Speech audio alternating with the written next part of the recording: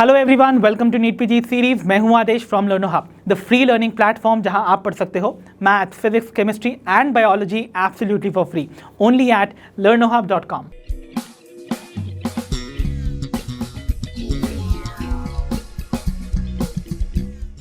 तो बच्चों, हमारा आज का सेशन हमारे chapter body fluids and circulation का ही कंटिन्यूएशन सेशन है, जहां पर हम चैप्टर के रिमेनिंग टॉपिक्स को कवर अप करेंगे। So without wasting much time, let's get started.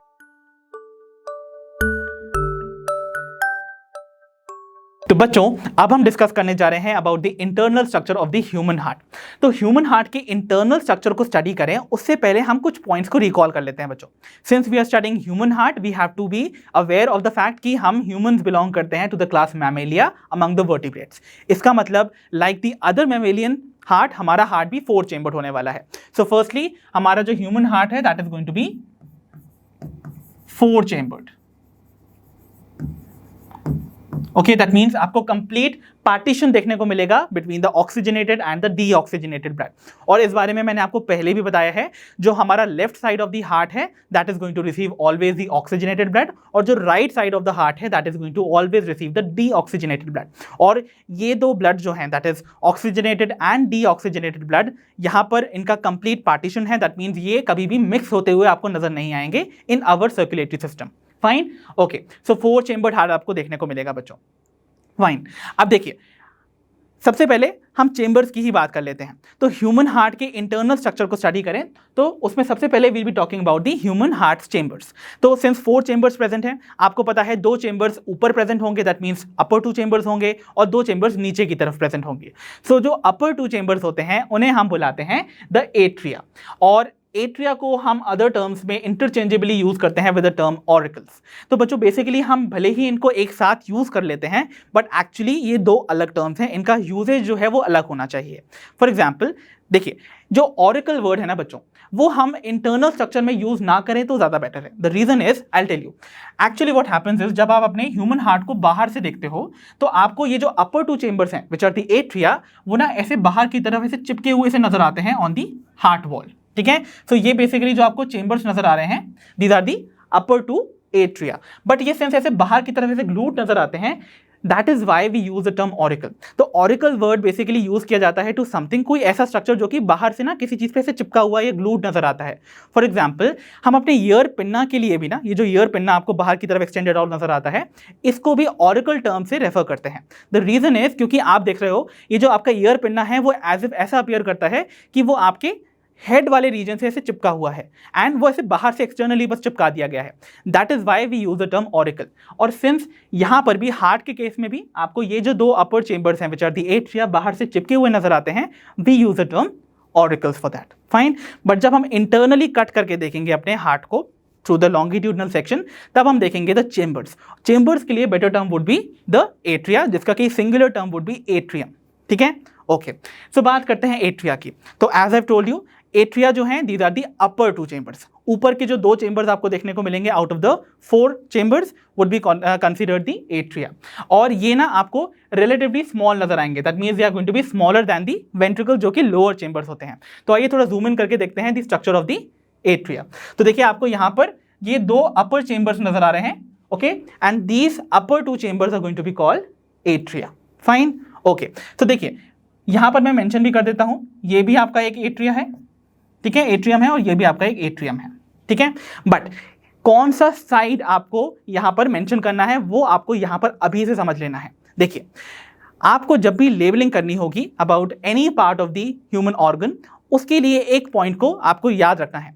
आपको जो दिखाई दे रहा है ऑन द स्क्रीन, तो जो भी पार्ट आपके किसी भी ऑर्गन का आपके पॉइंट ऑफ व्यू से राइट साइड पे पड़ेगा would be considered the left side, और जो भी आपके पॉइंट ऑफ व्यू से लेफ्ट साइड पे पड़ रहा है would be considered the right side. इसके लिए आपको ऐसे समझना है, एज इफ वो ऑर्गन के साथ you are standing in front. तो आप मान सकते हो that you are standing in my place. तो अगर मैं आपको अपने ह्यूमन हार्ट का स्ट्रक्चर दिखा रहा हूं, so whichever part is going to fall on my left would be considered left side, और जो भी मेरे राइट साइड पे पड़ेगा वुड बी कंसिडर्ड राइट, और वो एग्जैक्टली ऑपोजिट हो जाएगा from your point of view. But हमें यहाँ पर ऑपोजिट पॉइंट ऑफ व्यू से कंसीडर करना है। ठीक है, तो याद रखिएगा, यहां पर जो मेरे लेफ्ट पे पड़ रहा है would be considered the left atrium. Fine, और ये वाला सिंस ये मेरे राइट पे पड़ रहा है, would be considered the right atrium. So I hope आपको यहां पर लेबलिंग समझ आई होगी, ठीक है। अब देखिए ये जो दो एट्रिया हैं, they are separated by a partition और अ वॉल, जिसे हम बुलाते हैं सेप्टम। सिंस ये दो एट्रिया को सेपरेट कर रही वॉल है या सेप्टम है, we call interatrial septum, ठीक है। तो यहां पर सिंस ये ब्लड वेसल बीच में प्रेजेंट है, we are not able to see that wall clearly, but आप देख सकते हो इस एट्रियम की वॉल और इस एट्रियम की जो वॉल है, they are going to separate these two chambers from one another. इसीलिए we can label them as over here. This is going to represent the inter-atrial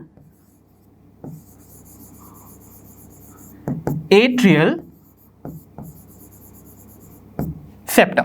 ठीक है, ओके। एंड याद रखिएगा बच्चों, आपके जो एट्रिया हैं इनका फंक्शन क्या है। बेसिकली ये जो आपके एट्रिया और द अपर टू चेंबर्स हैं, they are the receiving chambers of the heart. तो रिसीविंग चेंबर्स मतलब इनका काम होता है to collect the blood from the various organs of the body through various blood vessels.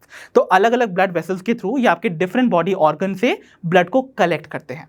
Remember, left side वाला जो आपका जो भी चेंबर पड़ेगा, that is going to receive oxygenated blood, और राइट साइड पे जो आपका जो भी चेंबर देखने को मिलेगा, that is going to be taking in the deoxygenated blood. इस बात को आपको बिल्कुल अच्छे से याद रखनी है, okay.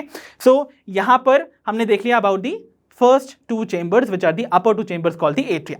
Now we move on to the ventricles. तो वेंट्रिकल्स की अगर बात की जाए बच्चों, जो कि हैं द लोअर टू चेंबर्स, जो कि रिलेटिवली लार्जर चेंबर्स हैं, ठीक है। तो ये एट्रिया से आपको हमेशा बड़े नजर आएंगे फर्स्टली। देन इनके बीच में भी आपको एक वॉल देखने को मिलेगी। तो आइए पहले जूम इन करके इनके स्ट्रक्चर को देखते हैं। तो देखिए एट्रिया के कंपैरिजन में आपको ये जो दो चेंबर देखने को मिल रहे हैं, these are bigger, okay. So these are going to represent your ventricles. Since ये वाला आपके लेफ्ट साइड पे फॉल कर रहा है, this is the left ventricle, and ये वाला राइट पे पड़ रहा है, we call it the right ventricle. और दोनों ही वेंट्रिकल सेपरेटेड हैं from one another by a septum or a wall which is called the interventricular septum, ठीक है। सो ये जो आपको वॉल नजर आ रही है, this is going to be interventricular septum, because inter means between, ventricular means ventricles. तो between the two ventricles जो आपको septum या wall नजर आएगी, that is going to be interventricular septum. And ये जो दो particular chambers हैं बच्चों, they are the distributing chambers और the pumping chambers. तो basically ये वो chambers हैं जो कि पंप करते हैं आपके blood को out of your heart. तो heart से बाहर निकालने का काम blood का would be done by these ventricles, ताकि ये blood जो है वो supply किया जा सके to the various ऑर्गन्स। तो रिसीव कौन कर रहा था वेरियस ऑर्गन से ब्लड को? दी एट्रिया और दी अपर टू चेंबर्स। और डिस्ट्रीब्यूट कौन कर रहा है to the various body organs? Would be the lower two chambers और the ventricles. So I hope the basic information regarding the ventricles is also clear, ठीक है। तो हमने यहाँ पर भाई चेंबर्स ऑफ दी हार्ट देख लिए। अब एक इंपॉर्टेंट चीज जो आपको यहाँ पर याद रखनी है बच्चों, जो आपके एट्रिया और वेंट्रिकल्स हैं उनके बीच में भी ना आपको कुछ कनेक्टिव टिश्यू देखने को मिल रहे हैं जो कि सेपरेट कर रहे हैं उनको, and these connective tissue are going to form the structures called the valves, okay. So इस बात को मैं यहां पर मेंशन कर देता हूं that the atria and the ventricles are separated by a connective tissue that forms the valves, जिन्हें हम बुलाते हैं एवी वाल्व्स। तो AV stands for atrioventricular valves. तो देखिए क्या होते हैं AV valves. So AV valves basically stands for atrioventricular valves. तो नाम ही बता रहे हैं बच्चों इनकी लोकेशन को। दैट मीन्स ये वो वाल्व्स हैं जो कि प्रेजेंट हैं eight the junction of atria and ventricles, right. तो देखिए आपको यहां पर लेफ्ट एट्रियम और राइट एट्रियम के बीच में कुछ वाल्व्स देखने को मिलेंगे, ओके, जिनके नाम हम आगे स्टडी करने वाले हैं डिटेल में। बट आपको अभी से इतना समझना है कि ऐसा नहीं है कि दोनों जो चेंबर्स हैं दैट इज एट्रियम और ventricle, they are connected with one another, और यहाँ पर कोई भी ऐसा कोई स्ट्रक्चर उनको रेगुलेट नहीं कर रहा है इनकी ओपनिंग को। और यहाँ पर भी राइट साइड में भी आपको उनकी ओपनिंग को रेगुलेट करता हुआ नजर आएगा एक structure which is going to be again an AV valve. तो दोनों ही अपर और लोअर चेंबर्स के बीच में आपको valves देखने को मिलेंगे which are called the AV valves or the atrioventricular valves which are going to be named differently based on which side they are present. तो आगे हम उनको भी स्टडी करने वाले हैं. So इतनी इंफॉर्मेशन भी आपको याद रखनी है. ठीक है. Now we move on to some important information. देखिए एक इंपॉर्टेंट इंफॉर्मेशन जो कि आपको अभी से याद रखनी है, that is the walls of the ventricles are thicker than that of the atria और द ऑरिकल. देखिए ऐसा क्यों है. आपको सबसे पहली चीज जो याद रखनी है, आपके वेंट्रिकल की वॉल वो उसकी जो मस्कुलर लेयर है विच इज द मायोकार्डियम, वो स्पेशली आपके लेफ्ट वेंट्रिकल की सबसे ज्यादा थिक है than the atrial walls. The reason for this is जो लेफ्ट वेंट्रिकल है बच्चों, वो पंप करता है ब्लड को इस तरीके से such that it has to be transported to all the body organs. ठीक है, इसीलिए सिंस आपको पूरे बॉडी ऑर्गन्स तक ब्लड को पंप करना है, इसके लिए आपको इतना प्रेशर जनरेट करना होगा during the pumping mechanism such that वो सफिशिएंट हो to supply the blood to various body organs. ठीक है, बट अगर बात करें राइट वेंट्रिकल की, तो राइट वेंट्रिकल को जो पंपिंग से ब्लड को सप्लाई करना है that is only to the lungs. Okay, तो राइट वेंट्रिकल से जो ब्लड जाता है that is only going to be supply to the lungs for the oxygenation purpose. तो वहां तक, और सिंस आप जानते हो हार्ट और लंग्स की लोकेशन में कितना ही डिफरेंस है, बहुत ही पास सिचुएटेड है ना. तो इसीलिए जो राइट वेंट्रिकल की वॉल है in comparison to the left ventricle वो थिनर है. तो सबसे ज्यादा थिकेस्ट वॉल आपको हमेशा देखने को मिलेगी ऑफ द लेफ्ट वेंट्रिकल. सो याद रखिएगा, वेंट्रिकल्स की वॉल ऑलवेज एट्रिया की वॉल से ज्यादा थिक है. ओके, और अगर हम वेंट्रिकल्स में भी कंपेयर करें तो जो लेफ्ट वेंट्रिकल है उसकी वॉल सबसे ज्यादा थिक है बिकॉज उसके पंपिंग एक्शन से ब्लड को पूरी बॉडी में सप्लाई करना है. तो उसकी वॉल इतनी थिक है सच दैट जब वो पंप करे तो वो इतना ग्रेट प्रेशर जनरेट कर सके सो दैट वो ब्लड पूरी बॉडी तक सप्लाई किया जा सके. ठीक है, इसीलिए इस बात को आपको रिकॉल करते रहना है. So left ventricle pumps blood into the aorta under high pressure against the gravity, है ना. ऑब्वियसली, क्योंकि जब लेफ्ट वेंट्रिकल जो है वो ब्लड सप्लाई करेगा, वो कैरी करके ले जाएगी हमारी बॉडी की मेन आर्टरी जो कि है एओर्टा. सो एओर्टा जो है वो पूरी बॉडी में अपनी ब्रांचेस देती जाती है एज आर्टरीज. तो कुछ आर्टरीज जो है वो अगेंस्ट द ग्रेविटी भी आपके ब्लड को सप्लाई कर रही हैं to the head and the neck region. तो उसके लिए भी इतना प्रेशर होना चाहिए सच दैट वो ग्रेविटी के फोर्स को ओवरकम कर सके, isn't it? And thus are adapted to withstand greater pressure. इसीलिए जो लेफ्ट वेंट्रिकल की वॉल्स हैं, they are adapted for greater pressure by having a thick myocardium. तो मैंने आपको बोला था ना, हार्ट की वॉल्स में जो मायोकार्डियम की थिकनेस है that is going to vary. So पहली चीज तो वेंट्रिकल्स के केस में मायोकार्डियम ज्यादा थिक है, और अगर बात की जाए दोनों वेंट्रिकल्स की तो यहां पर आपके लेफ्ट वेंट्रिकल की जो मायोकार्डियम है वो इवन मोर थिकर है देन दी राइट वेंट्रिकल. इस बात को भी रिकॉल करते रहिए every time you revise.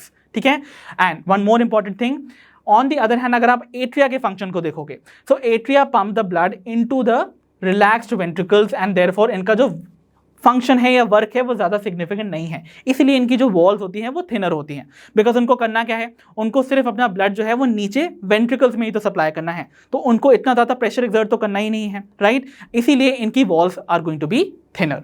So I hope you got the basic concept behind the walls of the ventricles and the atria, जो कि इनमें differential आप प्रेशर क्रिएट करती है. सो आई होप इतनी चीजें आपको क्लियर हुई होंगी. अब हम बढ़ते हैं towards the next portion which is going to be the great vessels of the heart.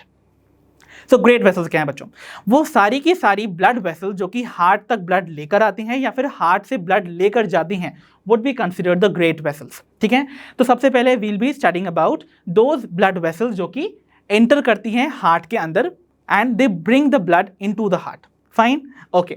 तो सबसे पहले हम देखने वाले हैं अबाउट दी मेजर जो आपकी ब्लड वेसल्स है, जिसमें आती है सबसे पहले द वेना केवे. तो सबसे पहली है the superior vena cava.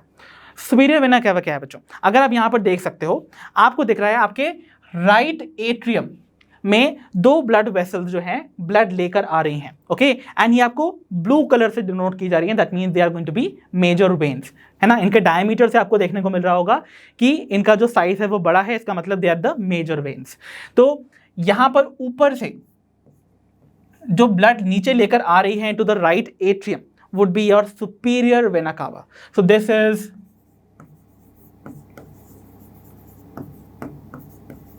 superior vena cava. Superior vena cava का क्या फंक्शन है बच्चों?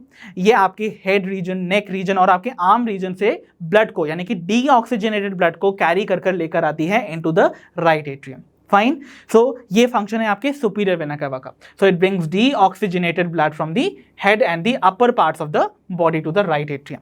सिमिलरली अगर आप यहां पर देखोगे राइट एट्रियम में एक और मेजर ब्लड वेसल आ रही है which is going to be a major vein, जो कि नीचे से ब्लड लेकर आ रही है। अगर हम इसको थोड़ा क्लोजली देखें तो देखिए पीछे की तरफ से आप देख रहे हो ये वाली ब्लड वेसल।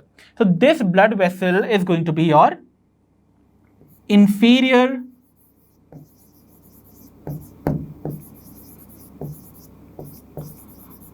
Vena cava. ठीक है, तो इंफीरियर वेना कावा क्या कर रही है भाई? हमारी बॉडी के लोअर पोर्शन से, फॉर एग्जांपल जैसे हमारा एब्डोमेन या हाइंड लिम्ब से ब्लड, डीऑक्सीजनेटेड ब्लड को लेकर आ रही है into the right atrium. Okay, so ये भी आपको याद रखना है। So it brings deoxygenated blood from the lower parts of the body into the right atrium. ठीक है, सो आई होप ये जो मेजर आपको ब्लड वेसल्स हैं वो समझ आई होंगी। अब हम बढ़ते हैं the next blood vessel which is the coronary sinus. Coronary sinus क्या होता है बच्चों? देखिए आपको याद रखना है कुछ ऐसी भी ब्लड वेसल्स हैं आपके हार्ट की वॉल को जो ऑक्सीजन सप्लाई करती हैं, ब्लड सप्लाई करती हैं। तो आपकी जो मायोकार्डियम लेयर थी ना, जो कि मस्कुलर लेयर थी हार्ट वॉल की, it has to be supplied with blood. Okay, ताकि वो एनर्जी उनको मिल सके to contract and relax. Okay, तो for that purpose blood supply has to be there. तो जो आर्टरीज ब्लड को सप्लाई करती हैं, बेसिकली ऑक्सीजनेटेड ब्लड को सप्लाई करती हैं to the walls of your heart would be the coronary artery. और फाइनली जब जो मसल फाइबर्स हैं वहां पर मायोकार्डियम के लेयर में जब उस ऑक्सीजन को इस्तेमाल कर लेते हैं, that blood would get deoxygenated, और उस डीऑक्सीजनेटेड ब्लड को कलेक्ट करके लाती हैं कुछ veins which are called the coronary veins. तो कोरोनरी वेन्स जो हैं, देखिए आपको यहाँ पर कुछ वेन्स नजर आ रही हैं, ये कोरोनरी वेन्स जाके सारा ब्लड अलग अलग रीजन से ऑफ द हार्ट वॉल लेकर आती हैं and they open somewhere over here in the right atrium. तो somewhere over here right atrium में वो ओपन करती हैं।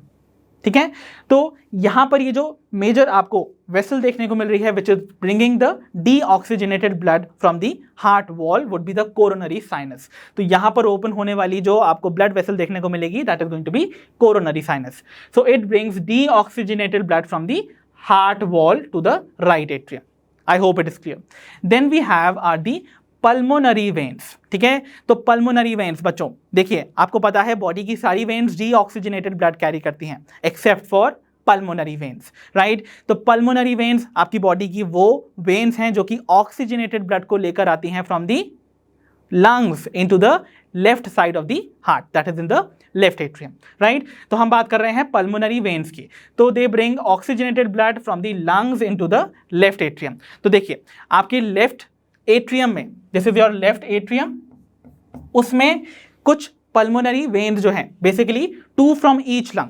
तो यहां पर आपको ये जो देखने को मिल रही हैं, this is going to bring the blood from your right lung। ठीक है, तो राइट लंग से ऑक्सीजनेटेड ब्लड को लेकर आ रही हैं एंड यहां पर from the left lung again oxygenated blood को लेकर आ रही हैं the pulmonary veins and they are going to drain this blood into the left atrium. ठीक है, तो लेफ्ट एट्रियम में जाके ये ब्लड वेसल्स ओपन होंगी एंड यहां पर लेफ्ट एट्रियम में ऑक्सीजनेटेड ब्लड की एंट्री हो जाएगी with the help of pulmonary veins. So I hope about जो भी ब्लड वेसल्स एंटर कर रही हैं हार्ट में उनके फंक्शंस या उनके टाइप ऑफ ब्लड को आपको रिकॉल करने में आसानी होगी by having this visual representation.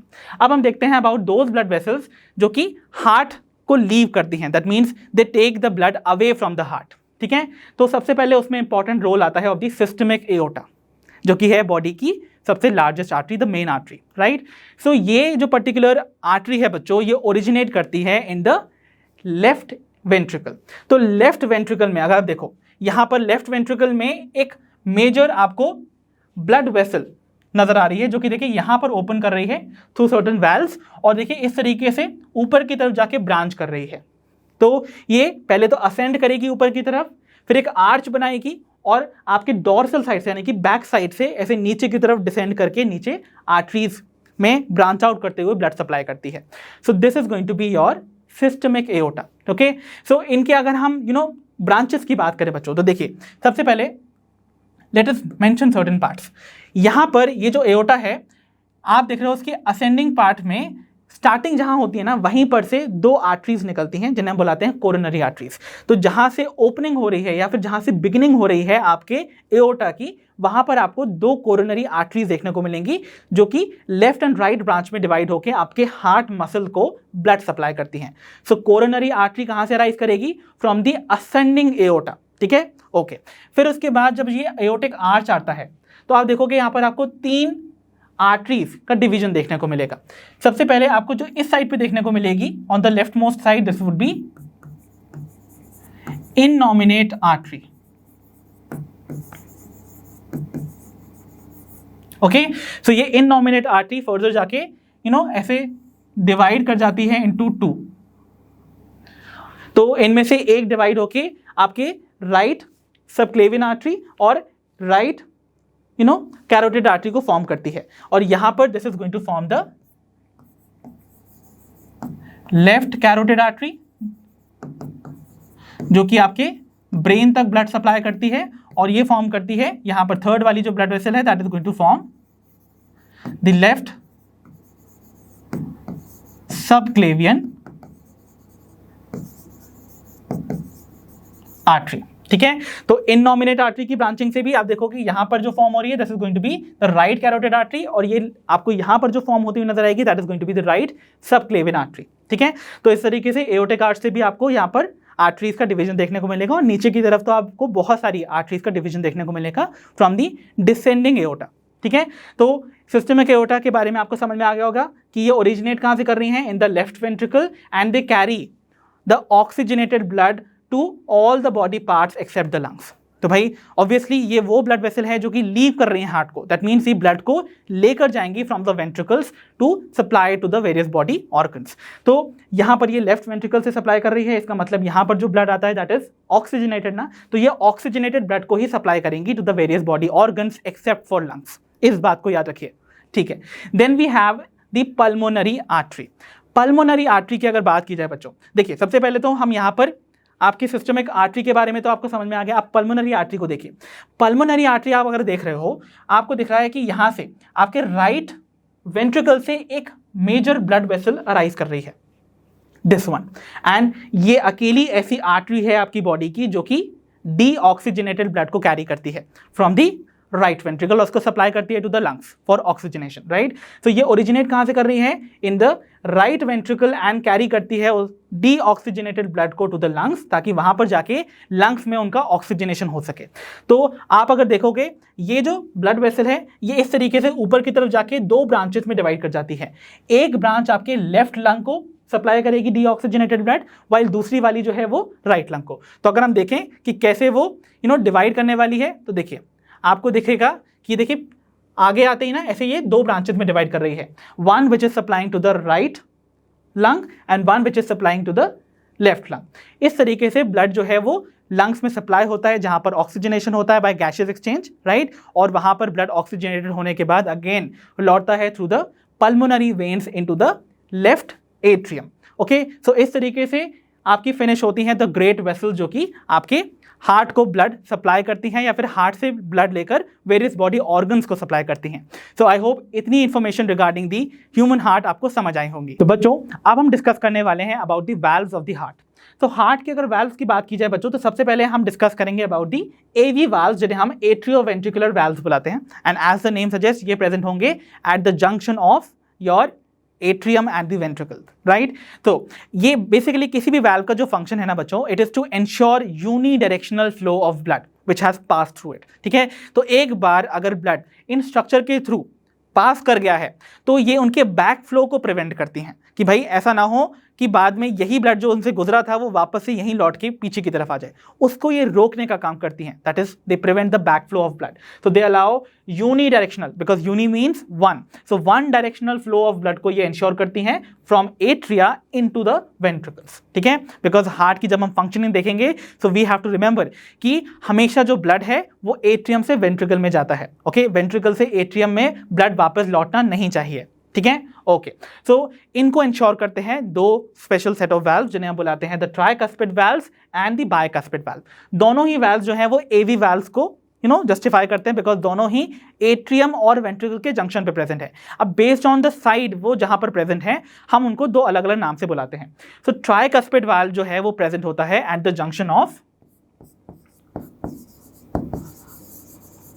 Right atrium and right ventricle.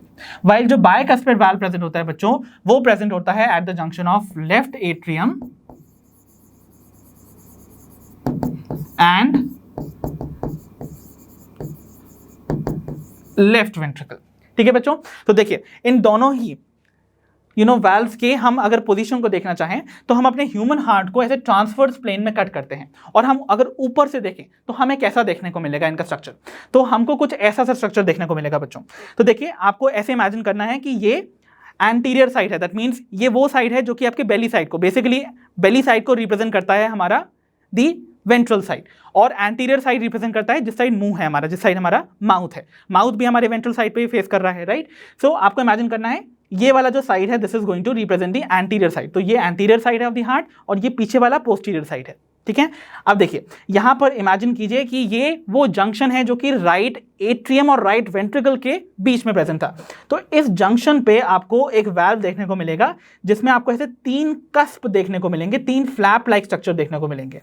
So these three flap like structures form the tricuspid valve, okay, and आपको लेफ्ट एट्रियम और लेफ्ट वेंट्रिकल के जंक्शन पे आपको एक ऐसा वाल्व देखने को मिल रहा है जिसमें आपको दो कस्प देखने को मिल रहे हैं।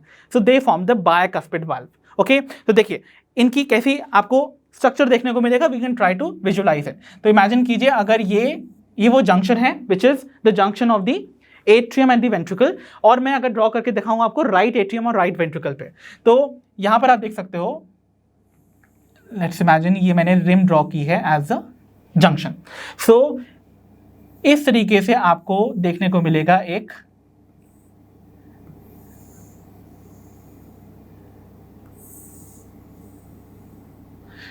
Tricuspid valve. तो देखिए आपको यहां पर ऐसे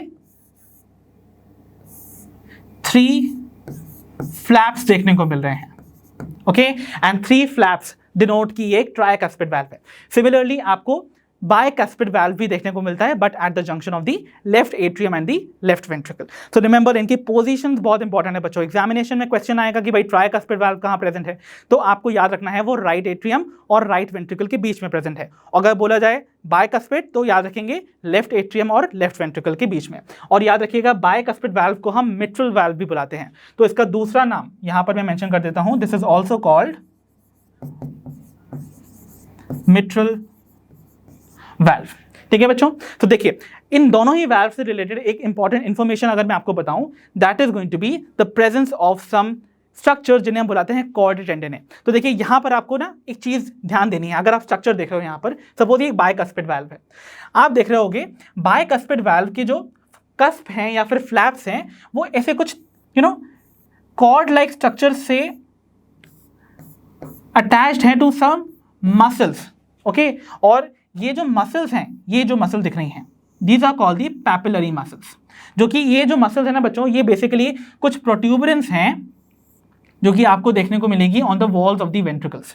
तो वेंट्रिकल के वॉल पे आपको कुछ मसल देखने को मिलेगी जिन्हें हम बुलाते हैं पैपिलरी मसल, और इन पैपिलरी मसल से एक्चुअली आपके जो कस्प हैं या फिर आपके जो फ्लैप्स हैं उनके एंड कनेक्टेड होते हैं थ्रू टेंडन लाइक कॉर्ड्स। तो टेंडन आप जानते हैं ये कनेक्टिव टिश्यू है, तो कुछ टेंडन जैसे आपके कॉर्ड लाइक स्ट्रक्चर्स आपके एवी वाल्व्स के एंड्स को कनेक्ट करके रखते हैं with the papillary muscles present on the ventricular wall, और उन स्ट्रक्चर्स को, उन कॉर्ड लाइक स्ट्रक्चर्स को हम बुलाते हैं द कॉर्डे टेंडने। ठीक है, तो देखिए कुछ tendon like fibrous cords called the chordae tendineae, they connect the pointed ends of the valves to the small conical projections called papillary muscles on the inner ventricle walls. ठीक है, तो अगर हम इसको विजुलाइज करके देखें तो imagine something like this.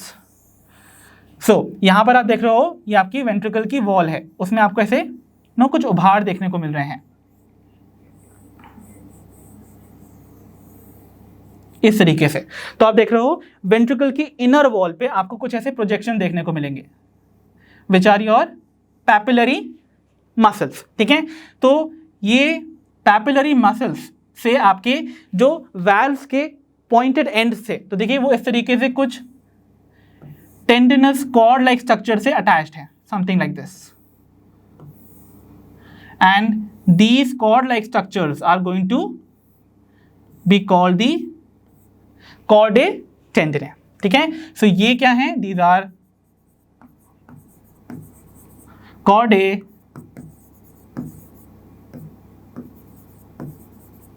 tendineae, ठीक है। और आपको वेंट्रिकल की वॉल पे जो इस तरीके से ये ग्रूव देखने को मिल रहे हैं, रिजेस देखने को मिल रहे हैं, they are basically called columnae carneae, ठीक है। तो ये कुछ आपको जो रिजेस देखने को मिल रहे हैं, which are कॉलमने कार्ने, जिनमें आपको ऐसे कुछ मस्कुलर प्रोजेक्शन देखने को मिलेंगे, which are the papillary muscles. तो ये हैं आपके पैपिलरी मसल्स, ठीक है। तो आई होप इतनी चीजें जो भी एवी वाल्व से रिलेटेड मैंने आपको बताई हैं वो आपको क्लियर हुई होंगी। अब हम बढ़ते हैं toward the next type of valve जो कि आपको देखने को मिलेंगे in the human heart. We are going to be calling them the semi lunar valves. तो सेमी ल्यूनर, सेमी मीन्स होता है half, lunar means related to the moon. तो ये हाफ क्रेसेंट शेप्ड आपको कुछ वाल्व देखने को मिलेंगे, एंड यहाँ पर बेसिकली आपको कितने फोल्ड्स देखने को मिलने वाले हैं। तो there are going to be 3 half moon shaped folds, hence we call them semilunar valves, ठीक है। अब ये कहाँ प्रेजेंट होंगे? They are going to be present in the arteries which leave the heart। तो कौन कौन सी आर्टरी जो है वो लीव कर रही हैं हार्ट को? There are going to be majorly 2 arteries। कौन सी हैं वो? One is the aorta and the other is going to be the pulmonary artery, ठीक है। Okay, so they prevent the backflow of blood into the heart when the ventricles are relaxed। तो ventricle के contraction से blood जो है वो इन major arteries में enter करता है। अब जब ये वेंट्रिकल्स वापस से रिलैक्स होंगे तो वो ब्लड जो है वो उन आर्टरी से वापस से बैक फ्लो करके अंदर ना आ जाए, उसको प्रिवेंट करती हैं ये पर्टिकुलर वाल्व्स। तो यहाँ पर आपको 2 टाइप के सेमीलूनर वाल्व देखने को मिलेंगे बेस्ड ऑन द पोजीशन वो किस आर्टरी में प्रेजेंट है।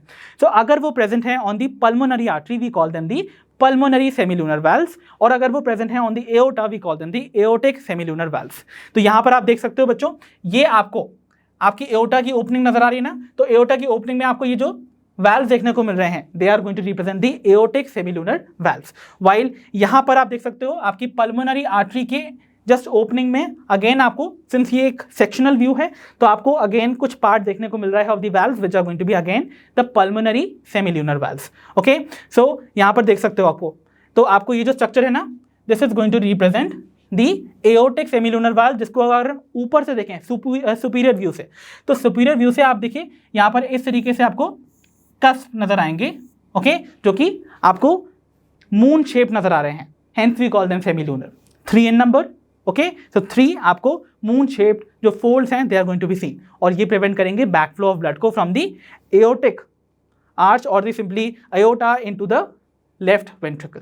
Okay, okay, so I hope the various valves involved in the heart are very clear to all of you. तो चलिए बच्चों, अब हम बिगिन करते हैं with our next topic, that is the cardiac cycle. Cardiac cycle की अगर बात की जाए बच्चों, तो बेसिकली ये ना आपके हार्ट के अंदर हो रहे इवेंट्स के सीक्वेंस को हम कहते हैं, जो कि कॉन्स्टिट्यूट करते हैं एक हार्ट बीट को। So it is the sequence of events taking place during 1 heart beat, fine.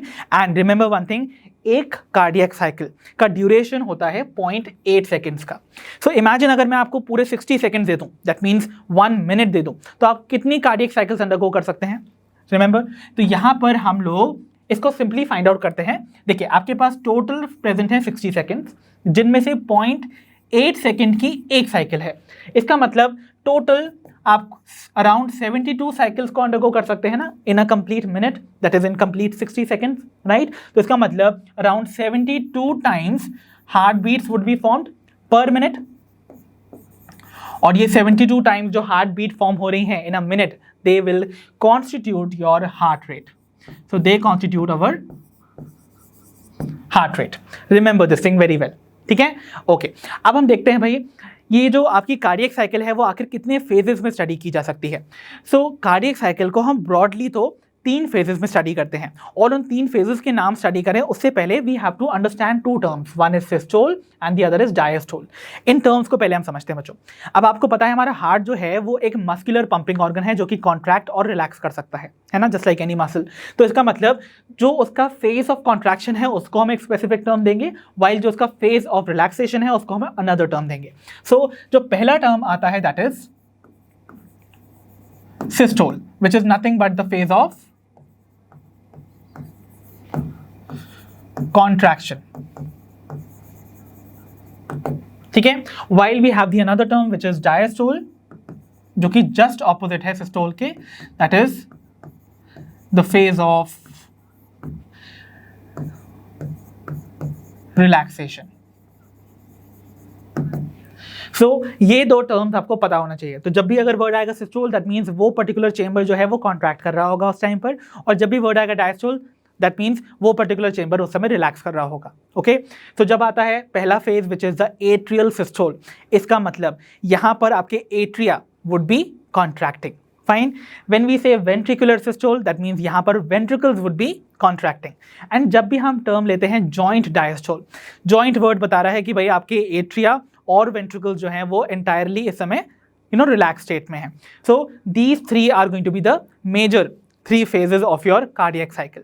सो देखो इनकी ड्यूरेशन को भी हमें समझना होगा। अब देखो पूरी साइकिल जो है वो 0.8 सेकेंड्स की है, जिनको कि हम एक आप कह सकते हो एक पाई चार्ट के फॉर्म में रिप्रेजेंट कर सकते हैं।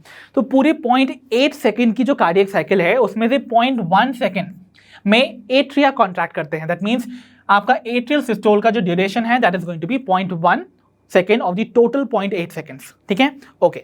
देन एट्रियल सिस्टोल के टाइम पर ये अकेला ऐसा फेज है जहां पर एट्रिया कॉन्ट्रैक्ट कर रहे हैं, बाकी सारे टाइम पर एट्रिया जो है वो रिलैक्स स्टेट में रहेंगे। Remember this point. सेकेंडली जो वेंट्रिकुलर सिस्टोल इसके बाद आता है दैट इज एट्रियल सिस्टोल के बाद वो 0.3 सेकेंड्स का होगा। सो इसका ड्यूरेशन भी आप याद रखेंगे। तो पूरी कार्डियक साइकिल में सिर्फ वेंट्रिकुलर सिस्टोल एक ऐसी पर्टिकुलर फेज है जहां पर वेंट्रिकल्स कॉन्ट्रैक्ट कर रहे हैं, बाकी entire duration of your cardiac cycle में they are going to be in the relax state. Fine, and lastly 0.4 seconds जो कि जस्ट हाफ है of the total cardiac cycle of 0.8 seconds का, अगर हाफ लोगे तो 0.4 आएगा ना। तो वो ऐसा फेज है जहां पर आपके चारों चेंबर्स जो हैं वो इस समय रिलैक्स स्टेट में प्रेजेंट है, right. So they are going to constitute the complete cardiac diastole जहां पर all 4 chambers are going to be relaxed. Okay, so अगर आपको क्वेश्चन आ जाए भाई इन 3 टर्म्स के अलावा 2 और टर्म्स दे दिया जाए, फॉर एग्जाम्पल आपको बोला जाए to find out the duration of the atrial diastole,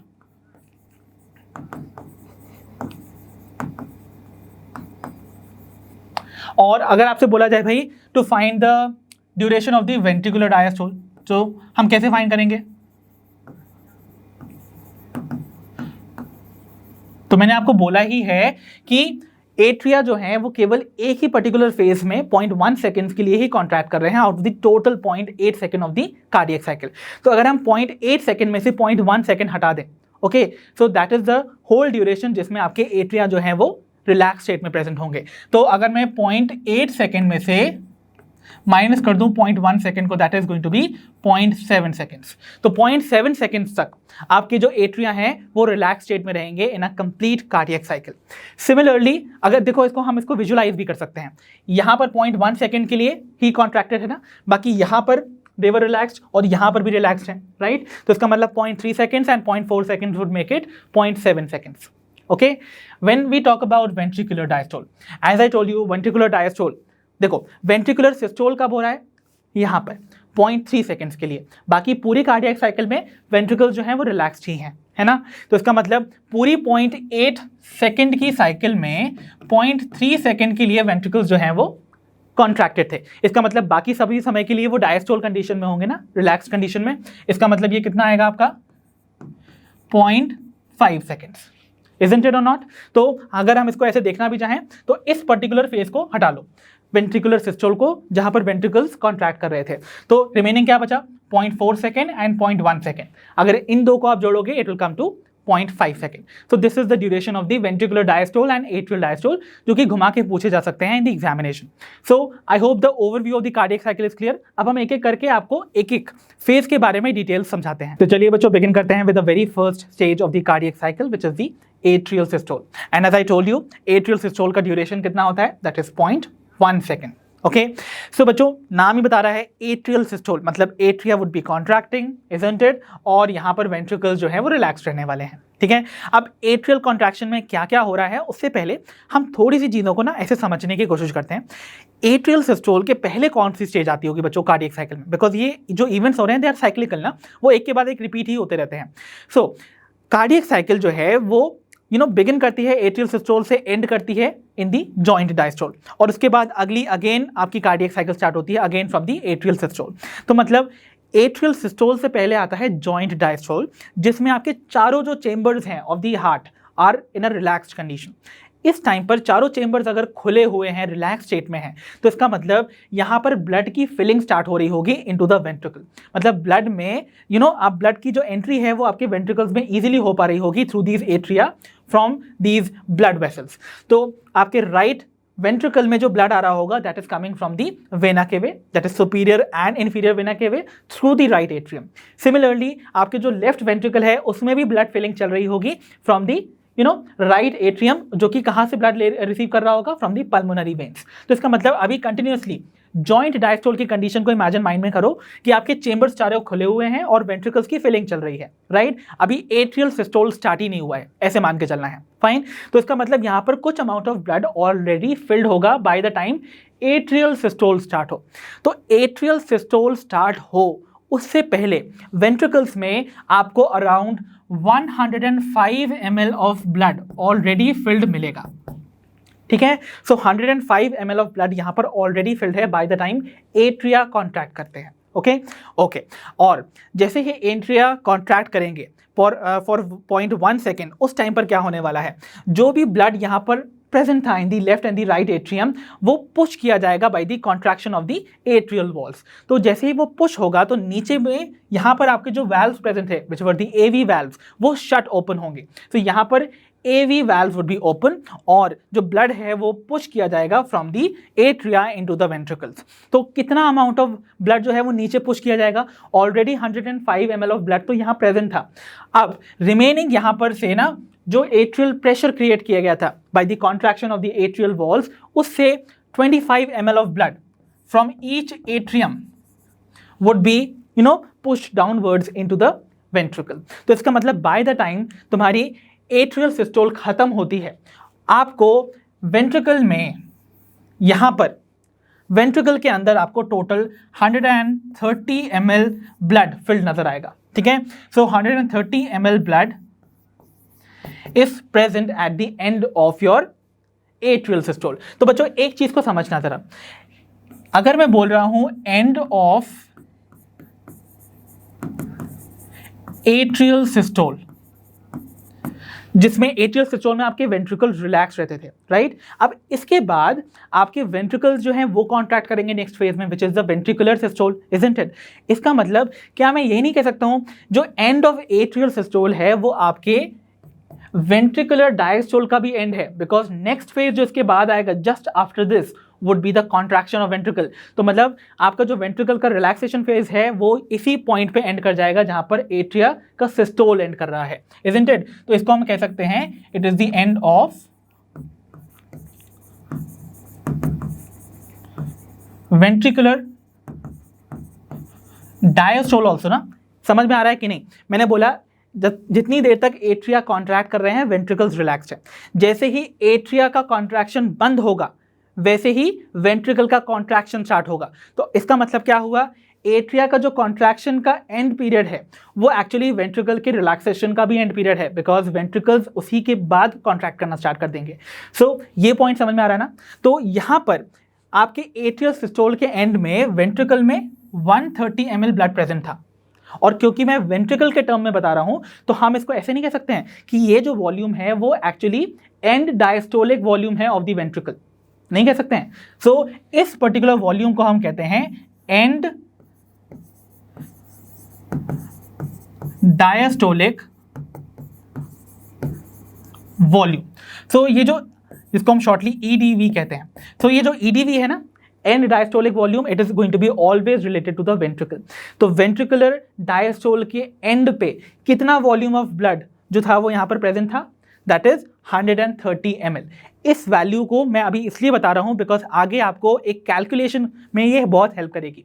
so and diastolic volume is the volume of blood जो कि आपके वेंट्रिकल्स में फिल्ड हो चुका है जैसे ही आपका एट्रियल कॉन्ट्रैक्शन जो है वो एंड किया। सो टोटल जो वॉल्यूम ऑफ ब्लड आपको वेंट्रिकल्स में देखने को मिलेगा before your ventricle start contracting would be your and diastolic volume. So I hope atrial systole से रिलेटेड इतनी इंफॉर्मेशन क्लियर है। तो बच्चों अब हम डिस्कस करने वाले हैं हमारे second phase of the cardiac cycle को which is the ventricular systole. तो वेंट्रिकुलर सिस्टोल जिसका कि आप ड्यूरेशन जानते हैं 0.3 सेकंड्स का होता है। इस टाइम पे वेंट्रिकल्स कॉन्ट्रैक्ट करेंगे तो ऑब्वियसली आपके एट्रिया यहाँ पर रिलैक्स करने वाले हैं, इजंट इट? और ये वो फेज है जहाँ पर आपके AV valves क्लोज हो जाते हैं and they produce your very first heart sound जिसे हम लब बुलाते हैं। तो देखिए इस पूरी फेज को ना हम समझते हैं इस विजुअल डायग्राम से। आपको पहले चीज़ यहाँ पर एक चीज़ मैं बता दूँ, ये जो वेंट्रिकुलर सिस्टोल की फेज है या फिर वेंट्रिकल्स की कॉन्ट्रैक्शन की फेज है ये एक्चुअली 2 फेजेस में आकर करती है, ये 2 स्टेजेस में आकर करती है। तो ये जो 0.3 सेकेंड की स्टेज है आपकी, इसको हम ना 2 सब स्टेजेस में से डिवाइड कर सकते हैं। पहली जो इनिशियल स्टेज होती है वो लास्ट करेगी फॉर अराउंड 0.5 और 0.05 सेकेंड्स रादर, एंड जो नेक्स्ट आपकी रिमेनिंग स्टेज होगी that will be around 0.25 seconds की। ठीक है, तो देखिए ये इनिशियल फेज है और इस फेज को हम बुलाते हैं द फेज ऑफ आइसोवॉल्यूमेट्रिक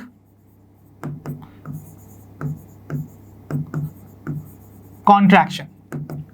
ठीक है, और जो लेटर फेज होगी इस वाली फेज को जो कि लास्ट करेगी फॉर 0.25 सेकेंड्स, इसको हम बुलाते हैं द फेज ऑफ वेंट्रिकुलर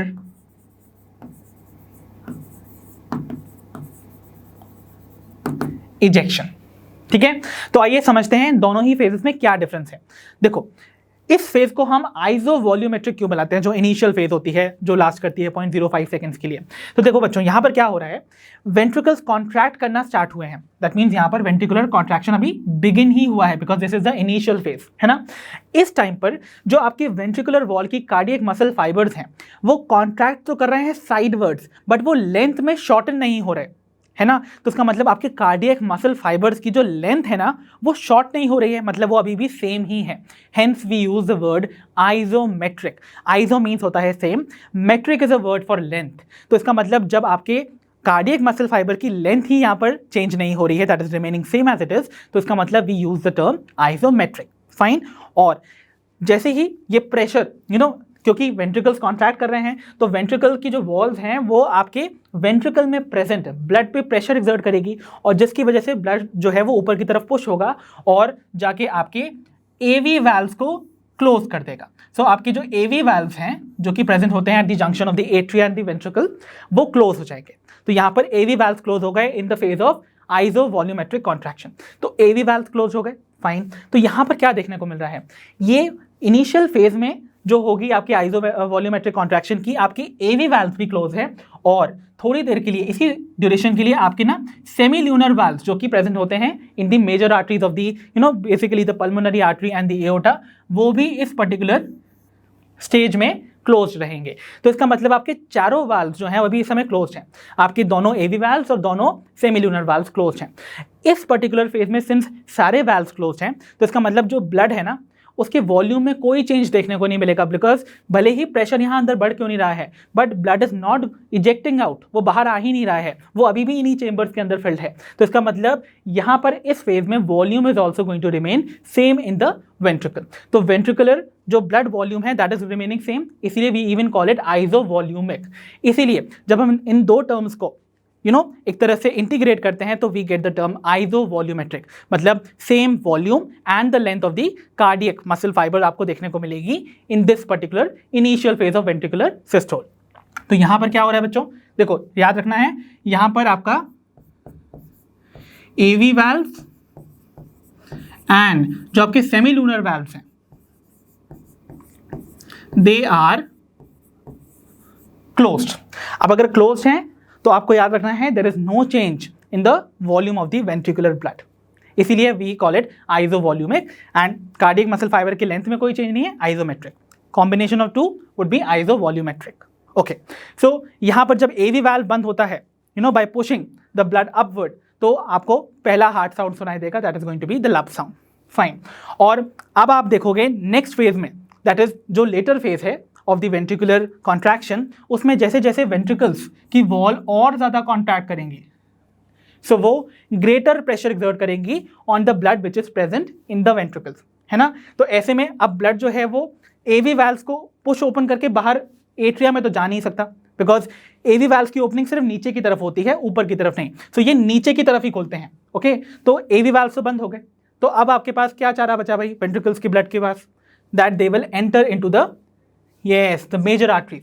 तो इसमें आपके पास जो पल्मोनरी आर्टरी और जो एओर्टा की एंट्रेंस पे या जंक्शन पे एट द वेंट्रिकल्स जो आपको वाल्व्स देखने को मिलते हैं, which are the semi lunar valves.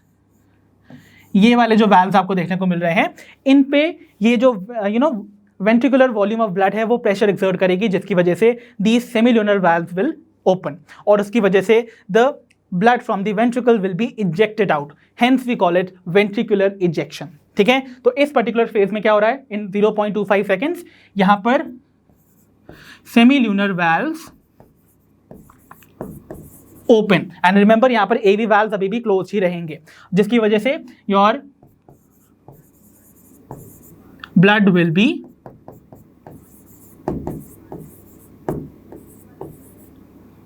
Ejected out. ठीक है, so blood will be ejected out, this is the point जो कि आपको यहां पर वेंट्रिकुलर इजेक्शन में समझना है। ओके, सो ब्लड जो है वो बाहर इजेक्ट आउट हो जाएगा। तो जब वेंट्रिकुलर कॉन्ट्रैक्शन हो रहा है, जिसमें आपने देखा कि सेमील्यूनर वाल्व जो है वो ओपन हो गए of the major arteries and blood eject हो गया, तो जब ब्लड का इजेक्शन हो रहा है तो क्या मतलब इसका ये हुआ कि जो पूरा 130 ml of blood ventricular contraction से पहले प्रेजेंट था इन द वेंट्रिकल, वो पूरा का पूरा बाहर चला जाएगा? Is it so? क्या ऐसा होने वाला है?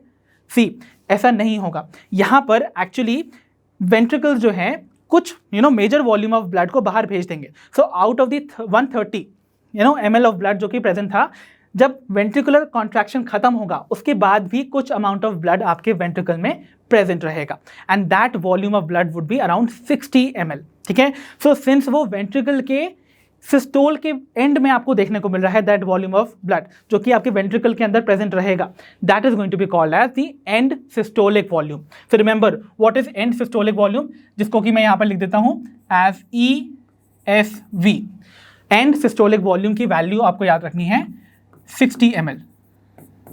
तो ये वो वॉल्यूम ऑफ ब्लड है जो कि आपके वेंट्रिकल के अंदर प्रेजेंट रहेगा at the end of the ventricular systole. तो वेंट्रिकल्स कॉन्ट्रैक्ट करना बंद करेंगे और जब वो रिलैक्स होना स्टार्ट करेंगे तो कुछ वॉल्यूम ऑफ ब्लड आपके वेंट्रिकल्स में तब भी प्रेजेंट रहेंगे at the end of the systole, and that volume would be 60 ml। सो इस वैल्यू को भी आपको याद रखना है। तो हमने पढ़ा था एंड डायस्टोलिक वॉल्यूम जो कि 130 था, और ESV that is end systolic volume जो कि 60 ml है। इन दो वॉल्यूम्स को आपको याद रखना है, बिकॉज इनका हम एक सिग्निफिकेंस देखने वाले हैं while we are calculating the stroke volume. So इतना आपको याद रखना है। सो ये चीजें आपको क्लियर हो गई अबाउट द वेंट्रिकुलर सिस्टोल। अब हम बढ़ते हैं toward the next phase, which is the last phase of the cardiac cycle, that is the joint diastole. तो बच्चों, जब हम बात करते हैं अबाउट द जॉइंट डायस्टोल, आपको पता है इसका ड्यूरेशन है फॉर 0.4 सेकेंड्स, और जॉइंट डायस्टोल बता रहा है कि यहाँ पर जॉइंटली जो चारों चेंबर्स हैं they are going to be in the relax state. So both atria and the ventricles are going to be relaxed. And यहाँ पर ये जो पर्टिकुलर फेज है ना, इसको भी हम दो स्टेजेस में समझ सकते हैं, एक initial stage and the final stage. Initial stage में क्या हो रहा है बच्चों, आपकी वेंट्रिकल्स की जो वॉल है ना वो रिलैक्स करना स्टार्ट ही हुई है। अगर ये रिलैक्स करना स्टार्ट हुई है तो धीरे धीरे जो वेंट्रिकल का प्रेशर है, वेंट्रिकल के चेंबर का अंदर का प्रेशर है, वो धीरे धीरे डिक्रीज हो रहा है। प्रेशर डिक्रीज होगा तो what is going to happen, chances हैं कि ये आर्टरीज में जिनमें कि वेंट्रिकुलर इजेक्शन के टाइम पर ब्लड को बाहर भेजा जा रहा था, that is your pulmonary artery and the aorta, वो decreasing pressure of the ventricular chamber के चक्कर में वो अंदर पीछे की तरफ बैक फ्लो कर सकती थी, है ना। तो उसको प्रिवेंट करने के लिए आपकी मेजर आर्टरीज के जो वेंट्रिकल के जंक्शन पे प्रेजेंट वाल्व्स थे, विच वर द सेमील्यूनर वाल्व्स, वो क्लोज कर जाएंगे, जो कि ओपन होते थे ड्यूरिंग द वेंट्रिकुलर सिस्टोल, याद है ना। तो अब ये क्लोज कर गए, तो सेमील्यूनर वाल्व्स यहाँ पर क्लोज हो जाते हैं in the initial stage only. So the beginning is going to be marked by the closing of semilunar valves, और जब ये सेमील्यूनर वाल्व्स क्लोज होते हैं तो आपको सेकंड हार्ट साउंड सुनाई देता है, विच इज अ डप साउंड। ओके, सो डप साउंड यहाँ पर सुनाई देगा। तो जो लब साउंड था वो पहली बार आपको कहाँ सुनाई दिया था, by the closure of your AV valves, और जो सेमील्यूनर वाल्व्स हैं उनकी क्लोजर पे आपको सुनाई देता है the second sound, which is the डप साउंड। ठीक है, तो यहाँ पर आपको देखने को मिल रहा है आपके चारों वाल्व्स इस समय क्लोज्ड हैं, है ना, क्योंकि पिछला जो स्टेज था दैट वाज वेंट्रिकुलर सिस्टोल, उस टाइम पर एवी वाल्व भी क्लोज थे। तो एवी वाल्व तो क्लोज थे ही भाई यहाँ पर, ओके, और आपके सेमीलुनर वाल्व भी क्लोज हो गए। तो इसको हम लोग आइजो वॉल्यूमिक रिलैक्सेशन भी तो कह सकते हैं ना, क्योंकि यहाँ पर वॉल्यूम में कोई चेंज ही नहीं आ रहा है, because no blood is going to be exchanged, क्योंकि चारों चेंबर्स की जो आपके वाल्व्स हैं दे आर ऑल क्लोज्ड, ठीक है, ओके। अब देखो, आपको पता है जॉइंट डायस्टोल में आपके एट्रिया रिलैक्स्ड हैं, है ना, और वेंट्रिकल रिलैक्स होना स्टार्ट हो रहे हैं इन द इनिशियल फेज। अब इससे पिछले वाली स्टेज जो थी जिसमें वेंट्रिकुलर सिस्टोल था, वहां पर भी एट्रिया रिलैक्स कंडीशन में थे। अगर वो रिलैक्स थे that means they were continuously receiving the blood from the veins, है ना। तो आपका राइट एट्रियम जो है वो ब्लड को रिसीव कर रहा था from the superior and the inferior vena cava, है ना, और जो आपका लेफ्ट एट्रियम था वो पल्मोनरी वेन से ब्लड कंटिन्यूअसली रिसीव कर रहा था। तो bye the time ventricular contraction हो रहा था या वेंट्रिकुलर सिस्टोल हो रहा था, आपकी एट्रियल फिलिंग चल रही थी, इस बात को याद रखिएगा। तो यहाँ पर ब्लड ऑलरेडी फिल्ड होगा by the time joint diastole start हो, ठीक है। तो यहाँ पर कुछ ब्लड आपको फिल्ड नजर आ रहा है। जैसे जैसे लेटर स्टेज आएगी ऑफ द जॉइंट डायस्टोल, आपके वेंट्रिकल्स जो हैं वो और रिलैक्स करेंगे। जब वो और रिलैक्स करेंगे बच्चों, तो उस पॉइंट पे और भी ज्यादा प्रेशर डिक्रीज हो जाएगा इनसाइड द वेंट्रिकुलर चेंबर। तो जैसे ही आपका एट्रियल प्रेशर या एट्रिया में प्रेजेंट ब्लड का प्रेशर ज़्यादा हो जाता है दैन दी वेंट्रिकुलर चेंबर का प्रेशर, तो जो ब्लड है वो नीचे की तरफ आपको ब्लड पुश होगा और ओपनिंग योर एवी वाल्व, जिसकी वजह से ब्लड जो है from the atrium would be start filling into the ventricle. तो AV valve will be opening over here and now ventricular filling जो है वो स्टार्ट हो जाएगी, ओके। तो यहाँ पर क्या होगा, AV valve will open to start the ventricular filling. So इस तरीके से जॉइंट डायस्टोल जो है वो मार्क करती है the end of the cardiac cycle. So I hope the various stages of the cardiac cycle आपको अच्छे से समझ आई होंगी। तो बच्चों, अब फाइनली टाइम आ गया है to calculate the stroke volume. तो स्ट्रोक वॉल्यूम क्या होता है पहले इसको समझ लो। ये वो वॉल्यूम ऑफ ब्लड है जो कि इजेक्ट आउट होता है bye each ventricle during the ventricular systole. तो वेंट्रिकुलर सिस्टोल की जो लेटर फेज थी, याद है आप सभी को, वो कौन सी कहलाती थी, that was the ventricular ejection. तो वेंट्रिकुलर इजेक्शन के टाइम पे कितना वॉल्यूम ऑफ ब्लड वेंट्रिकल से बाहर इजेक्ट किया जाता था through the major arteries out of the heart, that is the stroke volume, ठीक है। तो स्ट्रोक वॉल्यूम को हम कैलकुलेट कर सकते हैं with the formula that is end of diastolic volume minus the and systolic volume. तो आपको देखो यहाँ पर सिंपली मैंने आपको ये जो वॉल्यूम्स पढ़ाए थे ना पहले, उनका देखो यहाँ पर एप्लीकेशन है। तो देखिए स्ट्रोक वॉल्यूम को हम कैसे कैलकुलेट करेंगे। तो आपको पता है and diastolic volume, that means ये वो वॉल्यूम ऑफ ब्लड है जो कि वेंट्रिकल्स में प्रेजेंट था बिफोर आपके वेंट्रिकल जो है वो कॉन्ट्रैक्ट करना स्टार्ट करते, दैट वाज अराउंड 130 ml, ठीक है ना। और आपके वेंट्रिकुलर इजेक्शन के बाद वेंट्रिकल्स में कितना वॉल्यूम ऑफ ब्लड प्रेजेंट था, दैट वाज अराउंड 60 ml, जो कि है द एंड सिस्टोलिक वॉल्यूम। तो इसका मतलब जो रिमेनिंग वॉल्यूम ऑफ ब्लड है वो कहाँ गया, वही तो इजेक्ट आउट हुआ होगा ना, okay. So this comes to around 70 ml। तो 70 ml ऑफ ब्लड जो है वो इजेक्ट आउट होता है during the ventricular systole by each ventricle, and that is what we call as the stroke volume. तो बच्चों, अब हम डिस्कस करने जा रहे हैं हमारा next topic, that is the cardiac output. तो कार्डियक आउटपुट क्या होता है बच्चों, ये वो वॉल्यूम ऑफ ब्लड है जो कि इजेक्ट आउट होता है ऑफ द हार्ट पर मिनट, ठीक है। तो कार्डियक आउटपुट का सिंपल फॉर्मूला क्या है बच्चों, that is your stroke volume multiplied by the heart rate. तो हार्ट रेट हमें बताता है कि कितनी नंबर ऑफ टाइम्स जो है वो ब्लड जो है इंजेक्ट हो रहा होगा forming one heart beat, isn't it. तो हार्ट रेट हमने पढ़ा था that was 72 times per minute, और स्ट्रोक वॉल्यूम हमने कैलकुलेट किया है बच्चों कितना था, दैट वाज 70 ml। तो इसका मतलब अगर हम कार्डियक आउटपुट को कैलकुलेट करते हैं यूजिंग दिस फॉर्मूला, तो आपको पता है stroke volume is 70 ml, heart rate is 72 times per minute, isn't it? तो अगर हम इसको कैलकुलेट करते हैं दैट इज अराउंड 5040 ml। इसका मतलब हम कह सकते हैं रफली 5 litres of blood is going to be ejected out per minute through the heart, okay। So this is going to contribute the cardiac output. I hope it is clear. So bachcho, now we'll be discussing our next topic, that is heart sounds. So before we begin with the heart sounds, let us come across one term which is auscultation. Auscultation क्या है बच्चों, it is the act of listening to the sounds within the body. तो body में various जो sounds हैं उनके सुनने की जो act है उसको हम auscultation term से denote करते हैं, और body sounds को हम hear कर सकते हैं with the help of an instrument which is called stethoscope. तो स्टेथोस्कोप क्या होता है, आई होप आप सभी को पता है, and I know majority of you have a dream to wear it around your neck too. So now we'll discuss about the heart sounds. So भाई हार्ट के जो साउंड्स होते हैं बच्चों वो आपको सुनाई देते हैं due to the closure of the heart valves, ठीक है। तो जो हमें दो साउंड सुनाई देते हैं आपको पता ही है, पहला जो हार्ट साउंड है विच इज कॉल्ड लब, वो आपको सुनाई देता है at the beginning of the ventricular systole. तो वेंट्रिकुलर सिस्टोल की बिगिनिंग पे आपको सुनाई देता है जिस समय आपकी एवी वैल्व्स क्लोज होते हैं। तो अगर हम वही कार्डियक साइकिल के पाई चार्ट को देखें तो देखो एट्रियल सिस्टोल के एंड पे जब आपका वेंट्रिकुलर सिस्टोल स्टार्ट हो रहा है उसकी बिगिनिंग में ही आपको एवी वैल्व्स क्लोज होते हुए नजर आते हैं। तो जैसे ही ये एवी वैल्व्स क्लोज होंगे तो आपको आवाज सुनाई देगी, that is lub, which is the first heart sound, ठीक है। Then we have the second heart sound which is called dub. So dub जो है बच्चों ये आपको सुनाई देता है at the beginning of the joint diastole. तो जॉइंट डायस्टोल में आपका ब्लड जो है वो मेजर आर्टरी से वेंट्रिकल्स में ना बैक फ्लो कर जाए, उस टाइम पर आपके सेमील्यूनर वाल्व्स क्लोज कर जाते हैं। So it is heard due to the closure of the semilunar valves at the beginning of the joint diastole. तो यहाँ पर देखो आपका जो जॉइंट डायस्टोल है उसके बिगिनिंग पे ही आपको अनदर हार्ट साउंड सुनाई देता है due to the closure of these semilunar valves, ठीक है। तो सेमील्यूनर वाल्व की क्लोजिंग से सेकेंड हार्ट साउंड सुनाई देता है। So I hope the basic concepts behind the heart sounds is very clear. Now बच्चों we'll be discussing about the next term which is the blood pressure. तो blood pressure क्या है बच्चों? As the name suggest ये वो pressure है जो कि ब्लड एक्सर्ट करता है on the walls of the blood vessels. Because हमारे केस में जो ब्लड है वो ब्लड वेसल्स के अंदर फ्लो कर रहा है ना, तो इसका मतलब जो प्रेशर आपका ब्लड एक्सर्ट करेगा on the walls of the blood vessel that would be considered as the blood pressure, fine. और इसको हम मेजर करते हैं with the help of an instrument called sphygmomanometer, ठीक है। तो स्फिग्मोमैनोमीटर आई होप आप सभी अवेयर होंगे कि भाई कैसा दिखाई देता है। एंड यहाँ पर जो आपका ब्लड प्रेशर है ना उसको हम दो कंपोनेंट्स में डिवाइड करते हैं, एक उसकी अपर लिमिट होती है और दूसरी उसकी लोअर लिमिट होती है। तो जो अपर लिमिट का प्रेशर होता है that is called systolic pressure, ठीक है।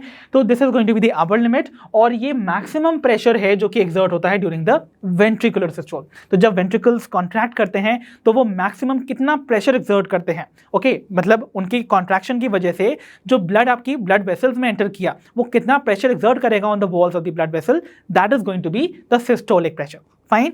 एंड ये कोइंसाइड करता है विद द हार्ट साउंड लब। तो लब जो आपका हार्ट साउंड है ना जैसे ही वो सुनाई देगा that is going to be when जो वेंट्रिकुलर सिस्टोल है वो आपको मैक्सिमम प्रेशर एक्सर्ट करता हुआ नजर आएगा। सो उस टाइम पर आप मेजर कर सकते हैं उस पर्टिकुलर वैल्यू को।